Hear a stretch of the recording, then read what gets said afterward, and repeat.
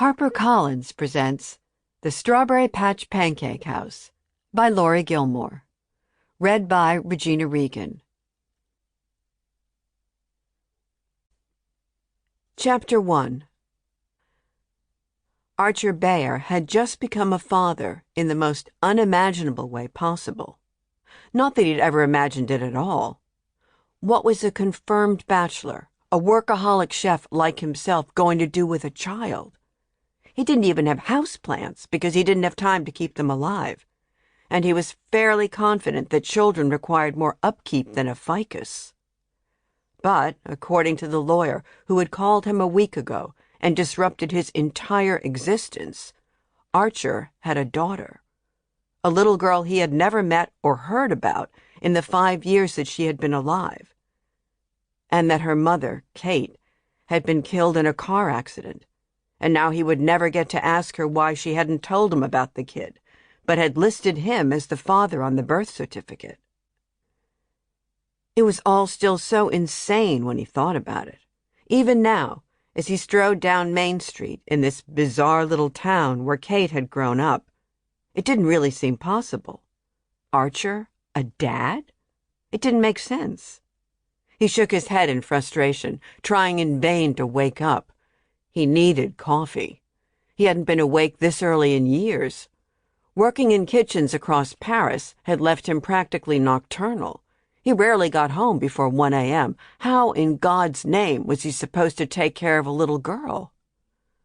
The lawyer had been convinced that his daughter would be better off with him than her elderly grandmother, but Archer was not at all certain about that.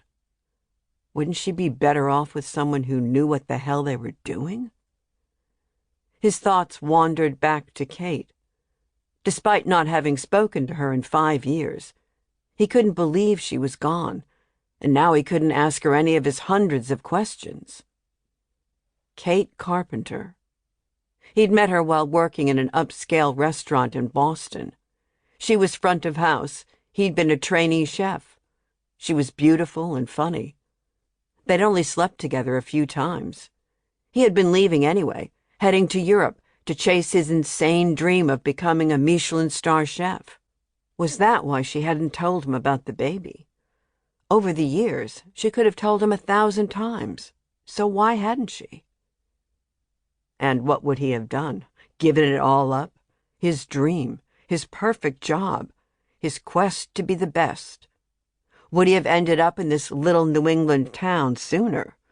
Would he have married her?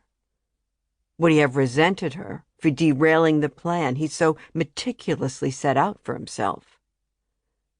He swallowed the hot lump in his throat. None of that mattered now, because Kate was gone. Christ, Kate was gone, and he was here to meet his daughter. It was all so damn tragic. And Archer couldn't deal with any of it before he had coffee. This was the first time since he'd arrived that he'd ventured into the town center. It was quaint, like something from an old postcard. Quaint and incredibly small. The tree-lined street consisted of a handful of stores and ran all of about 2 city blocks. And that was it. The commercial area quickly became residential. It was nothing like the pulsing energy of Paris. His hopes of getting a decent cup of coffee were quickly fading. It was cold today, especially this early in the damn morning. The chill of winter still hadn't let go, and despite the fact that it was only the first week of March, each shop door stubbornly displayed a floral wreath or faux tulips in the window. Every single one had a sign advertising an Easter egg hunt coming soon. It was all a little too cutesy for him. Was he really going to live here? Here, inside this commercial for New England charm? He wasn't sure he could stomach it. He preferred his life to be grittier than flower wreaths and egg hunts. Store owners were beginning to open their doors, and more people filled the formerly quiet street. And, unless Archer was totally paranoid, he was pretty sure most of the people were looking at him. Wonderful.